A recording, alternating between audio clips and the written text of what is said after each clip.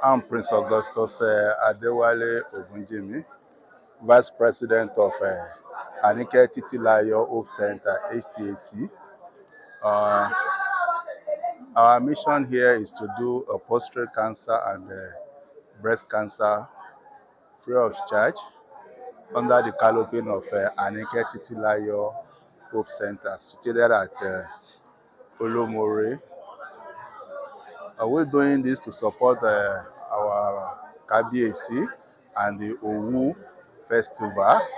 So we are looking at 50 men for the prostate cancer and about 100 for the breast cancer for women. And we're also doing blood sugar test and the BP test free of charge. It's a thing that we are looking at giving back to the system. It's a non-profitable organization. We're just giving back to the system. I don't know if you have one. And you can see what is going on already.